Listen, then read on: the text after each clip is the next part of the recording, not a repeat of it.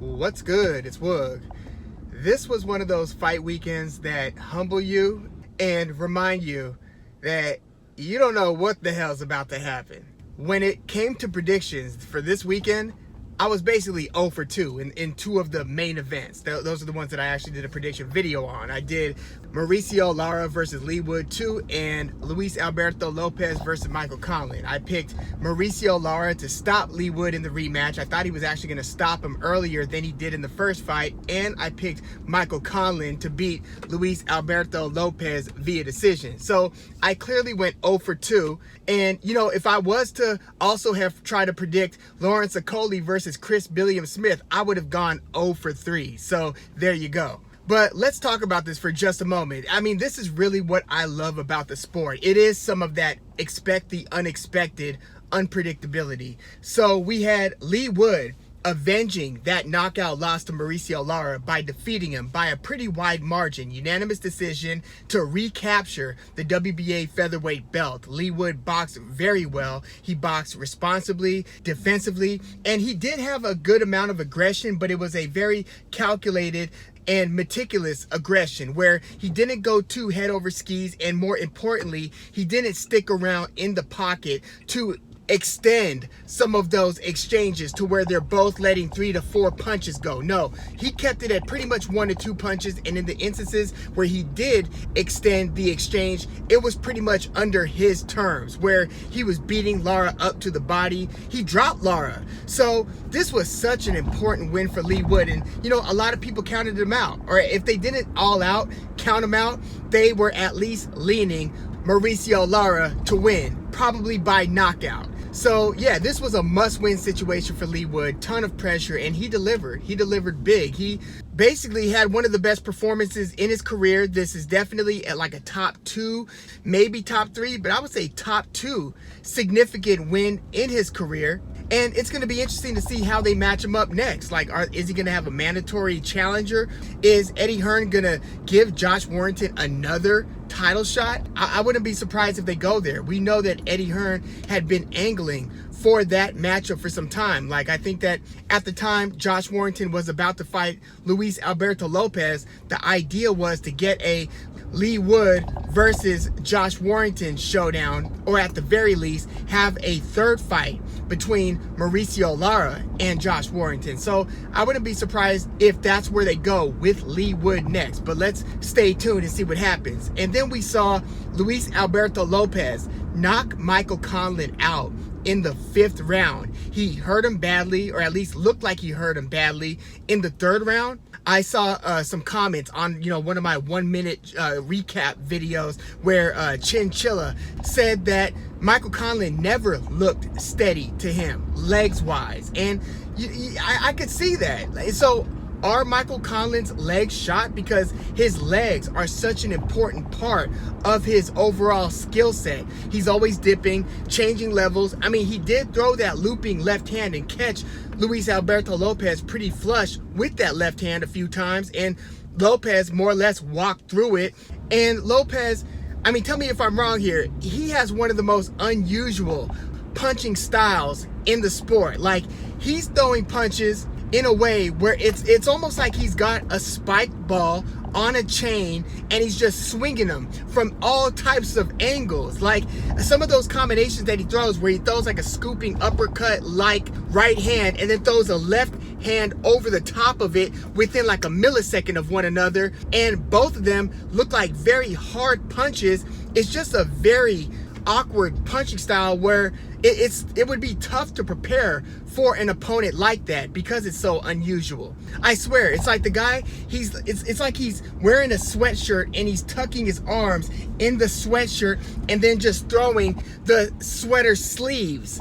You know what I mean? Just throwing his shoulders and the sweater sleeves are just whipping around. But those punches get there. They get there quickly, and they are hard punches. And Michael Conlan looked like he never had Lopez figured out in this one. And this was one of those pretty devastating looking knockouts to where it's got a lot of people wondering, including Michael Conlan, where his career goes from here. He said he's going to have to take a step back and assess, because this was a brutal knockout. And again, he looked like he was losing the rounds up until the point of the knockout, and then he got knocked out where he dipped right into a low right hand from Luis Alberto Lopez, whose power punches just looked like they had a magnet that attracted Michael Conlan's head. Like, it seemed like anywhere Conlan was placing his head, that's where Lopez's punches were gonna land. And again, I picked Conlan to win that fight. I've looked at Conlan as being one of the more talented fighters in that division. I just thought that the Leigh Wood fight was a very grueling affair where it brought both fighters deep into the trenches, and Leigh Wood was essentially the last man standing. So, I didn't make too much out of a possible lack of durability for Michael Conlan. And then in his 2 fights after that knockout loss to Leigh Wood, Michael Conlan looked great. He looked great against Kareem Guerfi and great against Miguel Mariaga. But in this fight against Luis Alberto Lopez, not so much. It was not looking good during those few rounds, and it certainly didn't look good during that knockout.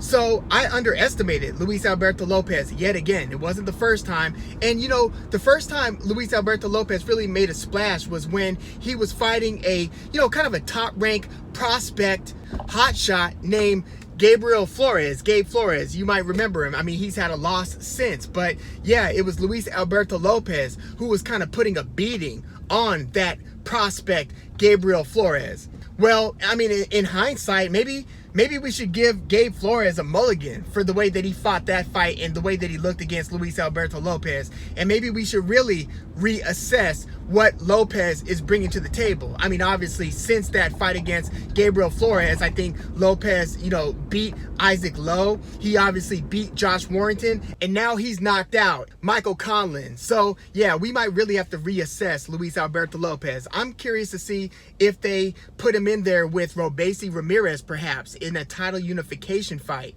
It's funny. I really like this exciting featherweight division, and I really wish Emmanuel Navarrete, by the way, was still in that division. And I obviously wish that Gary Russell Jr. was still at his best and active in the featherweight division. But it's an exciting division with a lot of good fighters, but because of the way that the promotional lines, cut, we might not get, Ray Vargas or Brandon Figueroa against Luis Alberto Lopez or against Robeisy Ramirez or against Leigh Wood. Or it's going to be interesting to see what Mauricio Lara does next, being that not only he missed weight before this rematch against Leigh Wood, missed weight by like 4 pounds, but also because of the way that he looked in this fight against Leigh Wood. He just looked sluggish. He looked like he couldn't really get out of first gear. Now, some of that is obviously credited to how Leigh Wood fought the fight, but I don't know. There's just something, I don't know if he's slipping on his preparation or he took him a little bit lightly because he figured I've already knocked the guy out, so I could lose, a few rounds and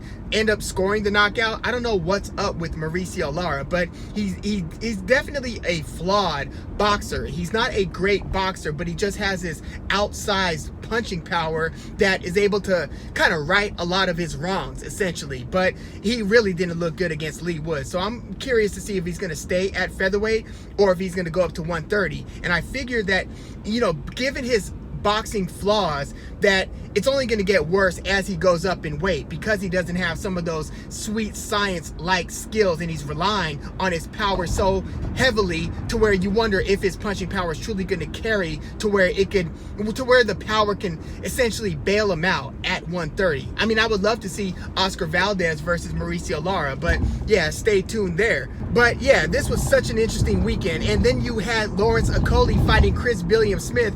Lawrence Okolie, it was a very muddy fight, but Lawrence Okolie got dropped. He got beaten up. He didn't fight the style of fight that he would have wanted to see unfold, right? Where he's controlling range and able to just work behind his jab. I mean, he did not have a willing opponent in this case. So yeah, it was another case of expect the unexpected.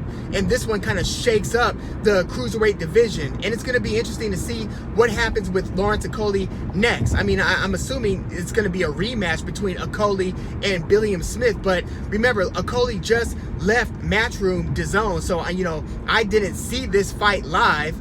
But, people were pretty much projecting, saying, okay, is Lawrence Okolie going to eventually move up to heavyweight and make a splash there? Is he going to unify against other cruiserweights, perhaps? Against Jay Opataya, maybe fight Maris Briedis, a former champion there?